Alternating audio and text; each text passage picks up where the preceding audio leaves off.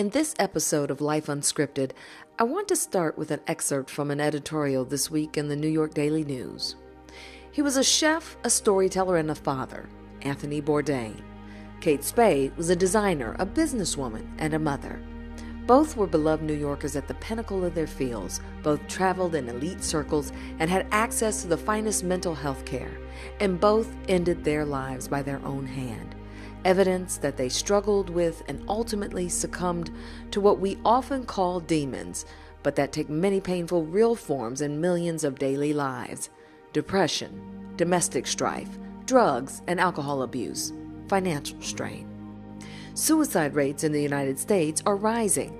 45,000 Americans killed themselves in 2016, a number more than double the homicide rate. Society has many responsibilities at which it often fails: to wrest scums from those who may be considering self-harm, to shred the stigma that still hangs over those battling depression, and to fill what is a void in many modern lives with human warmth and connection. It has been said many times in recent days, but it bears repeating. If you, yes you, reading this or listening to this or contemplating suicide, please seek help. Call the National Suicide Prevention Lifeline at 1-800-273-8255 at any time on any day. Whether you know it or not, there are people in this world who love you and need you, and they want you to be here.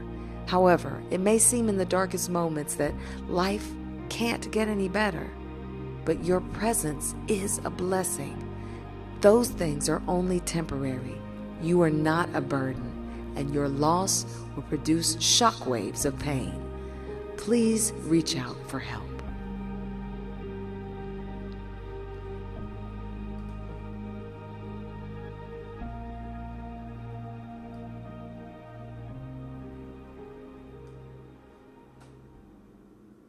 And welcome to this episode of Life Unscripted. I'm your girl, Jeanette Smith, your coach, your confidant, coming to you tonight, wanting to give some exposure to the things that are kind of hanging heavily in the air as we talk about them, the tragic suicidal deaths of two very well-known folks here in the U.S. And though this isn't our topic for tonight, I just didn't think that I could move past it, because so much about mental health and the stigma surrounding it is about the fact that we don't talk about it. And so as you all are joining, I just want to encourage you all to continue to be committed to not just seeing the headlines, but trying to ask yourself the tough questions when you do see them. Like, one, how does this impact my immediate world? And two, what can I do to make a difference about this? And I wanted to make sure that we also feel empowered to do a couple of things. One, be willing to admit when we don't know what to do for someone. I think that's one of the most powerful things we can do, is admit when we ourselves don't have the answers, but that we are willing to do what it takes to help folks get to that place. And then, two, do check-ins. Do check-ins with people who matter. Make sure that, you know, the folks that are around you aren't suffering in silence and giving clues and cues that normally, if you'd pay attention to, wouldn't go unnoticed. So I raised a question on Facebook, and maybe you took part in it. It was a little poll, and I simply asked the question: how many of you out there are thinking about or have now thought about the folks in your immediate world who may need to be checked in on? Who are those folks that, you know, you really need to take a second look at and make sure that they're not in trouble? And 29% of you said, yes, it did make you think about that. And then 71% of you said that you already normally do that you're doing that on the regular. And so I think that's awesome. I think it just helps us keep this before us in a way that is real and tangible, that we don't just kind of read a headline and then kind of move forward, because as I said in that exposure spot, suicidal deaths have increased since 2016. And it's not just happening to that community over there or that group culturally over there. It affects everyone. So thanks so much for caring enough to take the time to participate in that poll. And more importantly, for taking the time to put your finger on the pulse of the folks around you and just doing check-ins, because that's what we would want done for us, right? Our topic for today is about attitude adjustments. We're going to make a little bit of a shift here. Attitude adjusters. And I'm going to give you 4 that will help you hopefully push past stuck. Now, some of them you're going to say, Jeanette, I love you, but I already know these. That's fine. But I want to remind you that for some of you, even though these are minute changes or I'm reintroducing concepts back to you, I'm reminded of a golf pro who tells a story of coaching a high achiever who was imploding in the game, and when it came to golf, and what he got him to do was focus on his grip and also on where his club head was placing when it hit the ball. And he made a 1 millimeter adjustment in his grip, and he made a 2 millimeter change on where the club head actually made contact with the ball, and that changed everything. It changed the dynamic of the game for him. So I want to help you make sure that you land exactly where you're supposed to land on the path of purpose, so that you get the results that you need in every area of your life. Sound good? Good. Well, let's check and see who's with us. Sharon, hi, how are you? I see you. Carl, good to see you. Lanny, I see you in the room. Good to see you. Edward, Arthur, who else? All the empowerment tribe. Todd, good to see you. Edward, good to see you. So good to have you with us. If you don't mind, if you're ready and you think that this could be valuable information to those of you have friends on Facebook Live that are up and looking for some positivity to drown out some of this negativity that so often floods our timeline, go ahead and share this post now before we get into the meat of the matter, as I like to say. In fact, in a little bit, I'm going to give you the opportunity to call in and interact with me if you would like to do that. So thank you, Tammy, for sharing. I see you.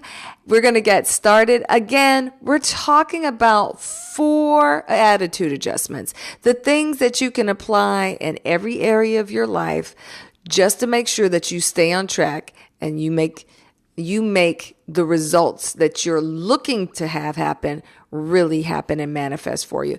So let's take a look at number 1. The first thing is about a matter of gratitude. It's all about a matter of gratitude. Just know this. Someone else out there would be ecstatic to have less than you have right now. Someone out there would be ecstatic to have less than you have right now. Yeah. So gratitude will help you focus in on your well-being that surrounds, just not just what you have, but how you are, the things that we take for granted, the breaths that we get up and they magically appear for some of us, the ability to move limbs, to think with crystal clarity, all of those things. In fact, the effects of gratitude was studied by Harvard Health. And Harvard Health Publications released a report supporting this association between gratitude and our well-being. Other studies have also looked at how gratitude can improve our relationships.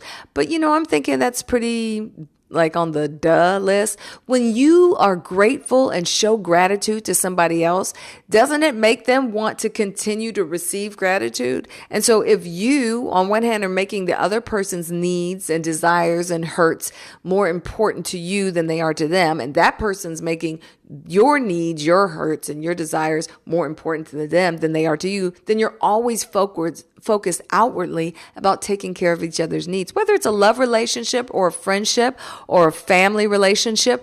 And in that sense, you're never focused inward to the point where you're self-centered.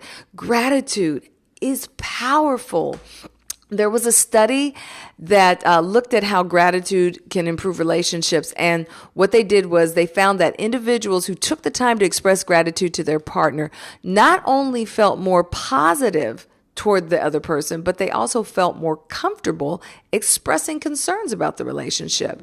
And, really what that speaks to is when you have tilled the soil, when you've planted good seed, you don't mind hearing constructive feedback that might be hard to hear because you've already planted so many seeds of love and trust there that it won't offend. It'll only grow the bond closer. So managers, it says, who remember to say thank you to people who work for them may find that employees feel even more motivated to work harder. As a director, having managed people and as someone who has to be managed, I know that I can say, works for me. Works for me. I love to help people feel empowered and good about the work they do. If you all appreciate managers or bosses or directors that give you positive feedback, throw me an emoji up in the chat box there. Contentment. I see you guys. I see you. Hi, Monique. Good to have you. Lanny is saying contentment is one of your attitude adjustments. Absolutely. Works hand in hand like a sister to to gratitude, doesn't it? Be a blessing to others. Absolutely, Lanny. Very, very important. That's what it's all about. And the finding that I was telling you about also suggests that gratitude is an attainment associated with emotional maturity, that you have to train yourself in this, that gratitude is something of a muscle.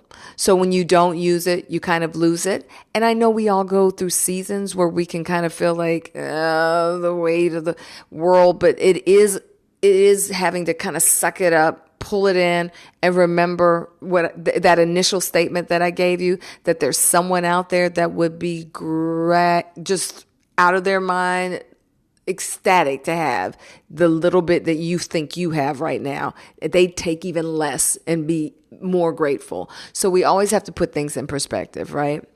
So let's move on to the second thing, the attitude adjuster. Now, this one I think will hit home for many of you because it's a matter of perspective. And I know there was a period of time when the law of attraction was very popular. Basically, you draw to you what you're fishing with, right? The bait you put out there is going to get what you're fishing for. So what you see mostly will depend on what you're looking for. Think about before you bought that new car, say it was a Ford Focus, and you really didn't see any silver Ford Focuses on the road. But now that you have one and your attention is kind of attuned to that, you see them everywhere. It's that same kind of cognitive familiarity. You see what you're looking for. You see what you're looking for. Energy also attracts energy. I remember a time when just a couple of things were happening, and it was this weird thing where it started out as it was something, but then I made it something more. It felt like people are just being so disrespectful. You go in the grocery store, you're standing maybe a foot or two from the shelf, and instead of going around you, they go right between you and the shelf, disrespectful. Don't let the door close on you before you're right about to walk in, disrespectful. And so a couple of those things had happened. And before I knew it, I had just kind of created this thing, man, people are so disrespectful. So guess what? I started seeing disrespect everywhere. It's almost like your brain is helping you identify and confirm what you're feeling. And it's not that disrespect wasn't out there.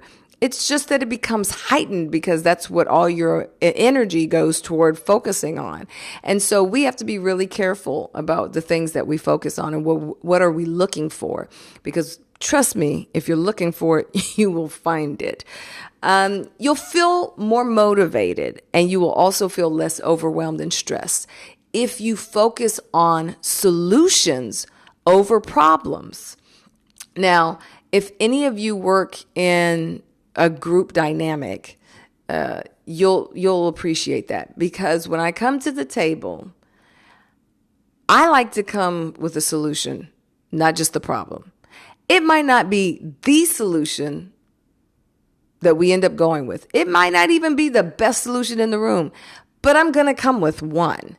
simply because I never see the value in only being able to state the obvious. Everyone can see the problem, right? Everyone can see the problem. So go a step further and try to figure out what would be a solution.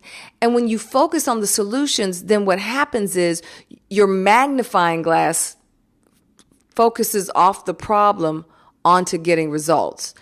I know you know this. You all are so smart. Geniuses. I know this is nothing new to you.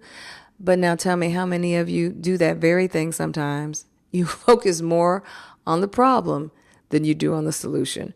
Anyone willing to admit it, say yes in the chat room while I take a sip of tea.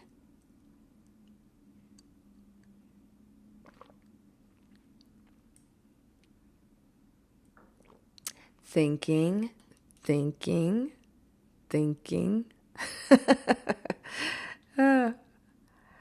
I see you, Angie. Yeah, it's human nature. That's why. Because we are like scouts when it comes to figuring out what's wrong. We like, go into laser focus. What's wrong? Can't. It's a survival mechanism in us that helps us to figure out what's wrong so that there is no threat. But along with figuring out what the threat is or what the problem is, we've got to become more solution oriented. The next one, number 3, kind of works hand in hand with number 2. You'll see what I mean. Number 3 is a matter of focus.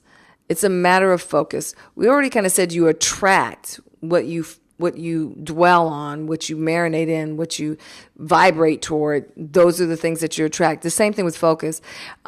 Resolve will always be where you want to land. When you're shooting for the target, you want to aim for resolve. Even when it comes to dealing with difficult situations or difficult people. I'll have a whole nother scope that will do a whole nother thing about hard conversations. When you are in those type of situations, you even in those type of scenarios have to walk in going, what's my focus? If your focus is, I'm just going to get this person told, I'm just going to let them know where they messed up, I'm just going to let my feelings out so I feel better, then that's what you get. But you don't get any resolve. You don't get any results. You don't move the relationship toward a higher understanding or level of respect. Even if it's a situation where you need to walk away, you should always still go for understanding. So what you focus on is going to be so important. You're able to see things in a more balanced perspective, not ignoring the obstacles, but you don't over magnify them. Sometimes when stress sets in, what we do is stacking. So this thing happened, and then something happened, and then that stacked on top of that, and then that, and then that, and then and before you know it, everything is like, what was just this tiny little minuscule situation now has the impact on you of like this 100,000 pound weight, because we've stacked onto it ancillary things that don't even have anything to do with the initial situation or circumstance. You know what I mean? You start out the day, somebody says one thing to you, and if you focus on that, the next thing that comes, it's like that disrespect thing I was telling you about. I went through that little week. You just keep piling. Hi, Jamel, I see you. Thanks for popping in. Good. I'm glad you're enjoying the conversation. So focus, where we focus is so, so, so important. All right. The last thing. And after this, I'm going to allow you all to call in if you want to, and we can either talk about what I opened up with, or we can talk about the 4 attitude adjusters.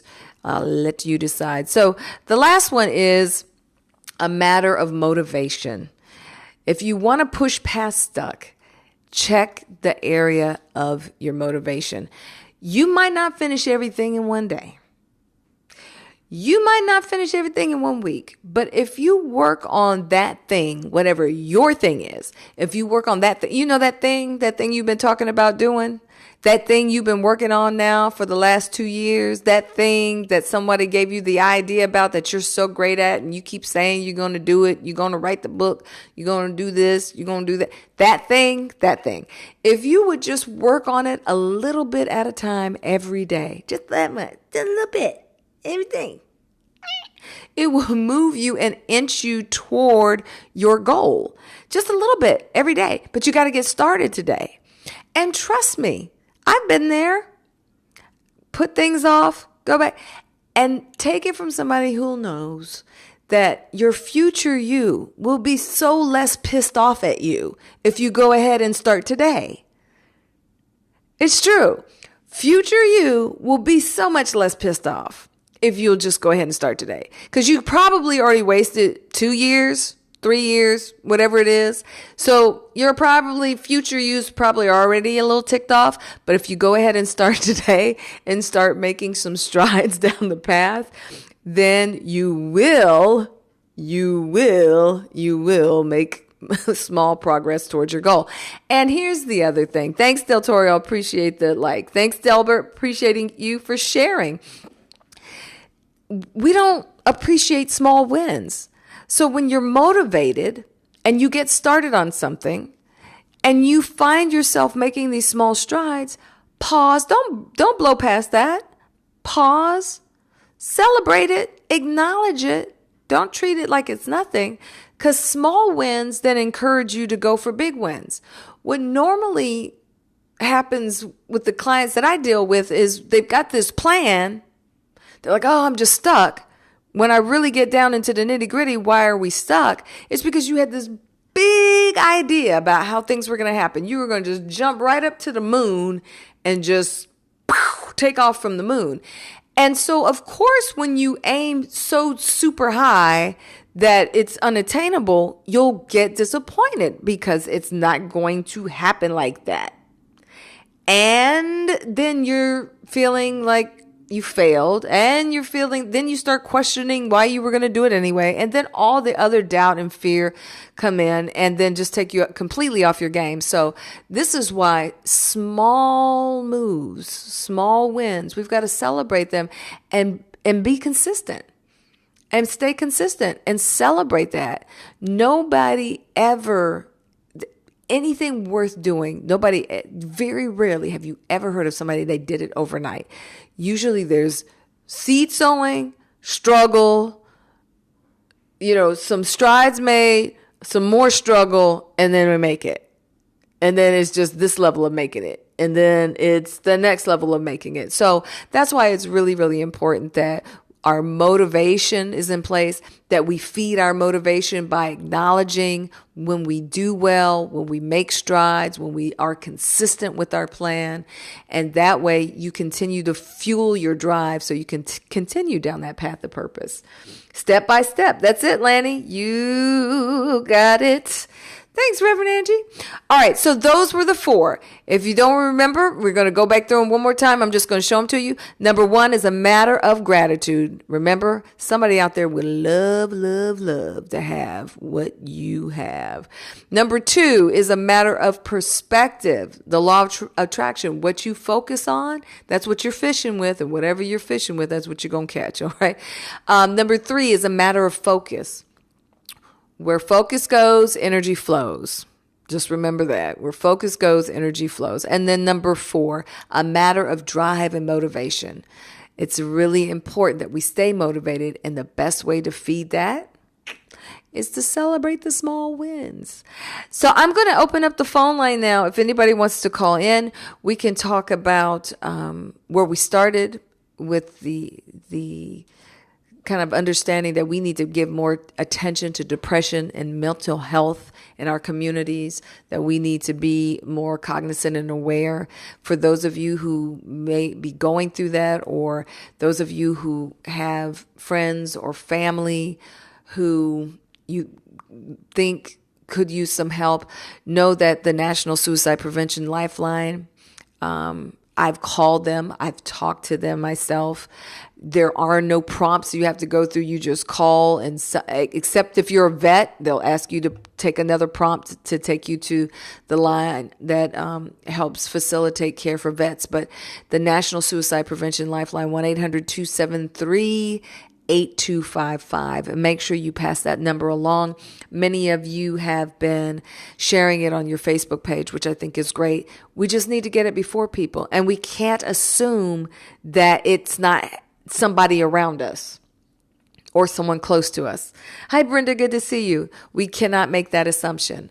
So if you'd like to call in now, you can hit me at 443-552-5053. 443-552-5053. While I just put that out there, I want to say thank you to those of you who have, been so supportive of this work that I'm trying to do, which is basically to eradicate the mess and negative influx of things on social media. I have been very prayerful about where to put this energy, where to put this content. And I am sharing it on my YouTube page and on a specific page for Facebook. But it's really important to me that we talk about these things. There's not one, thank you for scribing, Monique, appreciate that. There's not one day that goes by that I haven't had somebody say something about the content that's going out there, whether it be part of what I'm presenting or maybe some of the comments that you all have added to the conversation.